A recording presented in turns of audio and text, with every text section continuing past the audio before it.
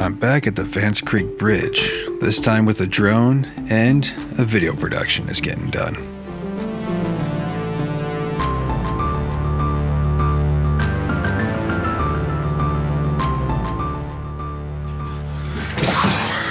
Welcome back, guys.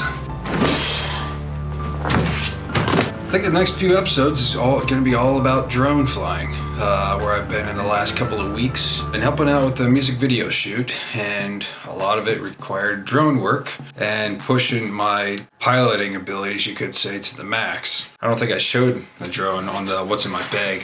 So just a quick look. I mean, anybody that's into photography or cinematography would be perfectly familiar with these guys. This is a Phantom 4 Pro Plus. I get this fancy controller here, screen included. Don't have to attach a cell phone.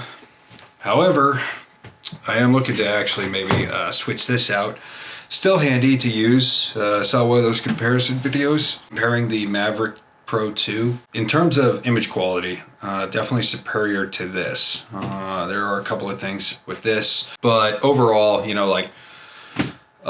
DJI talking about now they got that Hasselblad sensor in their drone, which is pretty fancy to hear, but also the fact that it can record 10-bit video, which makes a huge difference when you're grading it. Here's the first video of several that I'll be showcasing. This location was out along Forest Route 23 over by Skokomish, Washington. It's well known as the Vance Creek Viaduct, or as some other people call it, the Vance Creek Bridge. It's the second tallest train trestle in the United States, just in the backyard of Washington, somewhere in the middle of nowhere.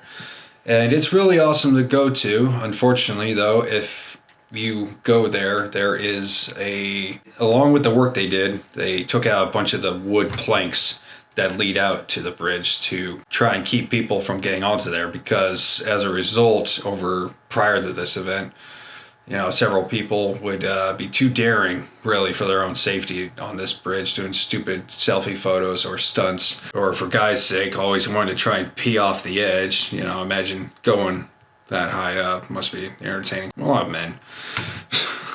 But for those that still want to trespass onto private property, because there's warning signs all over it, say, do not get on this, or else if somebody's there to enforce that, trespassing and serious charges or whatnot.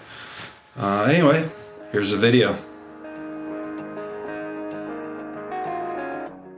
The director for this video shoot wanted me to showcase somewhere that might look epic off in the distance. This was my first thought, and this was one of the first locations we decided to go on.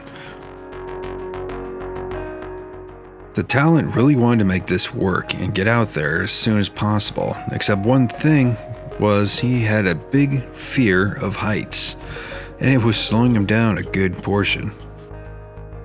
But all for the sake of getting a video out, sometimes you gotta go a little extra effort.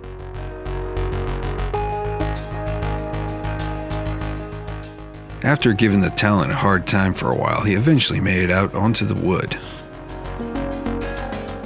Of course, he didn't appreciate the constant nagging to get him out there further. You can only go so fast if you got fear of heights.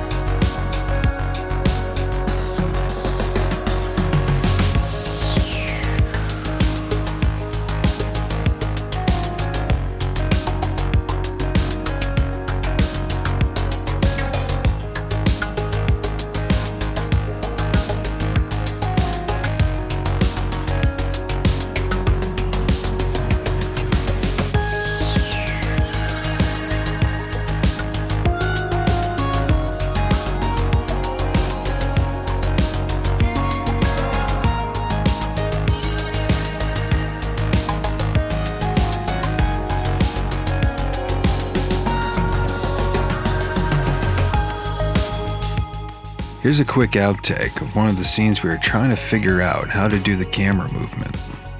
Can't show you everything.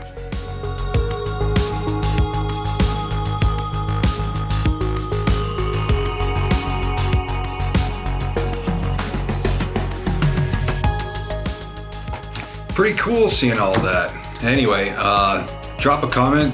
Mention if you've been there before, like a lot of us that are from the Puget Sound. But leave a comment, let me know about what your experience over there was, even before they mowed down all the natural trail that used to be there and wrecked it, in my opinion. But in any case, thanks for watching, and I hope you see me in the next video.